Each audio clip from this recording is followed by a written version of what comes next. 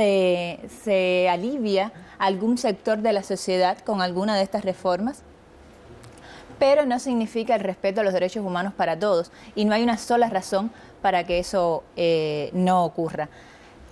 Hay una petición de referéndum que es muy clara, que es legal. Esto sería una prueba de que el régimen cubano está cambiando o de que el gobierno cubano está dando alguna señal de apertura. Mientras no se respeten las señales que vienen del pueblo y nos estemos fijando solamente en las maniobras del gobierno cubano, bueno, pues el pueblo cubano y las personas que están trabajando por sus derechos en Cuba, que están siendo reprimidas, porque a la vez que estas reformas han comenzado, la represión contra los miembros de la oposición en Cuba han aumentado, pues mientras la opinión pública internacional, la Unión Europea y bueno, pues todos los actores del mundo internacional no se fijen en las señales que vienen del pueblo, en las peticiones que el pueblo ya ha hecho de manera directa, pues seguiremos luchando en muchos sentidos solos. Hablaba usted de esas reformas, una de ellas es esa reforma migratoria.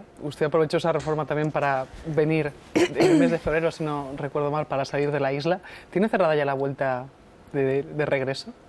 No está cerrada, pero el plan es regresar en 2 o 3 semanas.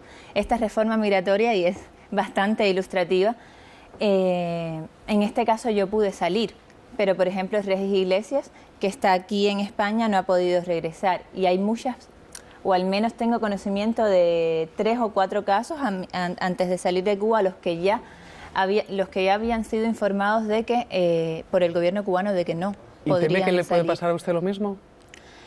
Yo, en muchos sentidos, estoy en sus manos una vez que entro a Cuba, e incluso para entrar a Cuba.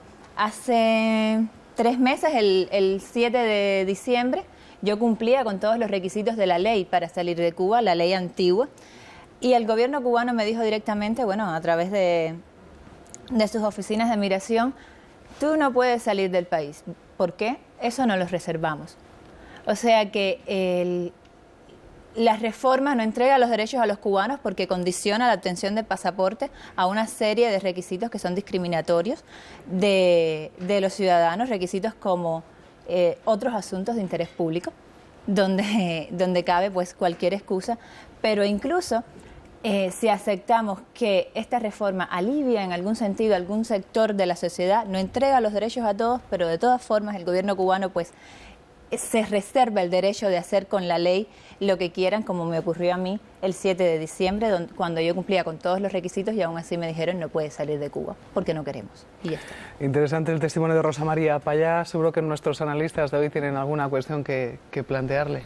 Sí, buenos días, Rosa María. Buenos días. Vamos a ver, ¿qué le puede decir usted a la izquierda española que jalea, aplaude, apoya a un régimen que lleva 54 años privando de libertad a los ciudadanos, que evidentemente tiene unas condiciones de vida en algunos aspectos por debajo del umbral normal? La mítica sanidad cubana es un desastre, como nosotros lo publicábamos ayer en el diario ABC. Los hospitales no tienen ni agua corriente ni siquiera a veces sábanas, y en fin, es una... ¿Qué se le puede decir a una izquierda que sin embargo sigue jaleando una dictadura militar que lleva 54 años oprimiendo a un pueblo? Bueno, yo no culpo totalmente a las personas que en otros países pues miran a Cuba a través de prismas ideológicos que nos han hecho mucho daño, o prismas antiimperialistas, con todo el mito del pequeño país enfrentado al imperio. Yo solo les pido que miren realmente al pueblo cubano, que miren a las personas que en Cuba están sufriendo, que las personas en Cuba no tienen derechos. Los cubanos, como los españoles, como los venezolanos, como los norcoreanos, pues tenemos derecho a todos los derechos. Y ni una ideología, ni una figura, pues pueden estar por encima de eso, ni tan siquiera un mercado, ni tan siquiera un Estado. Pues como decía mi padre, puede estar por encima de las decisiones del pueblo y de los derechos de los seres humanos. Yo les pido a todos que se acerquen a la realidad cubana, a la realidad de los ciudadanos, del pueblo de Cuba, un poco sin prejuicios, un poco saltándose el marketing del gobierno cubano, que ha sido muy bueno y ha sido muy eficiente, y es por tanto difícil de saltar, porque además estamos hablando de un país donde no hay libertad de expresión, donde no hay libertad de asociación, donde la mayoría de las personas no es que no tengan internet, es que no tienen computadora. Entonces no se enteran de qué es lo que está pasando en el mundo, pero en sentido inverso pues también los tenemos muy difícil para explicarlo, porque bueno, pues nuestro acceso a los medios está totalmente limitado. Mi petición es esa, que miren realmente al pueblo y a las personas que en Cuba pues están trabajando para vivir como vive cualquier persona en un Estado de Derecho. Buenos días, Rosa María. Nos contaba hace unos minutos que en esas peticiones que está haciendo su organización y usted misma a dirigentes internacionales para que apoyen ante Naciones Unidas que haya una investigación independiente sobre la muerte de su padre, no ha tenido ningún apoyo del gobierno español. Creo que el término que ha dicho ha sido ninguno de García Margallo, del ministro de Exteriores. Imagino que tampoco de ningún otro dirigente del Partido Popular. Lo que le quería preguntar, ¿por qué cree usted que pasa eso? ¿Le ha decepcionado a su organización esa falta de apoyo del gobierno español? ¿Cree que se puede deber a algún presunto pacto del gobierno español con el régimen cubano para sacar a Carromero de allí? Bueno, esa es una pregunta que hay que hacérsela al gobierno español. Yo le estoy contando los hechos tal y como los percibimos y tal y como creemos que están ocurriendo. Nosotros hemos pues recibido apoyo y solidaridad de personas que bueno que pertenecen al Partido Popular, como el señor expresidente Aznar, como el señor Alejo Vidal Cuadras. Nos hemos reunido con otros políticos españoles, como la señora Rosa Díez, como el señor Durán y Lleida, y hemos pues recibido realmente solidaridad y compromiso con la causa de la verdad, que es al fin de cuentas lo que estamos buscando.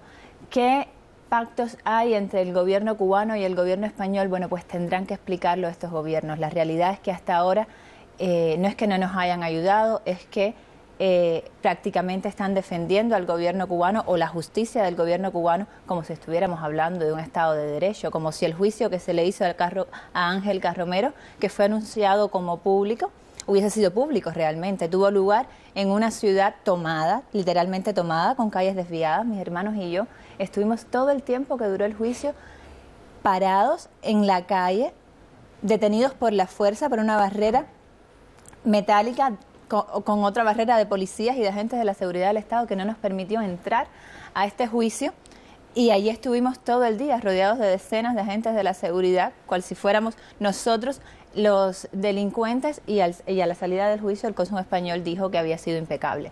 Hay ciertos hechos que yo no necesito calificar, ¿no?, que son contradictorios por sí mismos. ¿Pero les ha decepcionado la posición del gobierno español? Totalmente. Una precisión antes de mi pregunta. ¿Alguien del PSOE de Izquierda Unida ha mostrado su interés por su caso?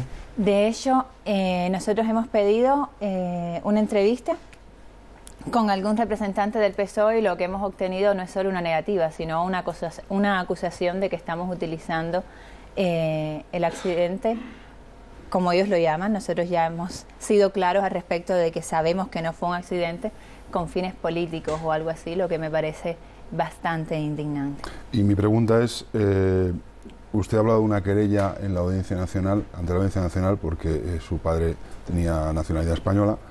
En el caso de que la presenten, la situación de Carromero han estudiado, ¿les permitiría, al estar en tercer grado, que acudiera como testigo en esa querella? ¿Podría Carromero declarar en esa querella que ustedes presentarían en la Audiencia Nacional? ¿Lo han estudiado eso? Pues eso esperamos, dependerá de Ángel Carromero, también dependerá de las acciones que nosotros pues finalmente decidamos tomar, pero en principio ¿Usted se lo ha preguntado sí a Ángel Carromero si declararía en España en un caso de investigación de la muerte de su padre? ¿Se lo ha preguntado usted? Yo no se lo he preguntado directamente, yo estuve conversando con él pues para conocer todo lo que él sabía, para que me contara, y fue un diálogo pues muy fluido, fue un diálogo fraternal. Nosotros teníamos muchas cosas de qué hablar, no solamente de hechos concretos, sino bueno, pues también de sentimientos.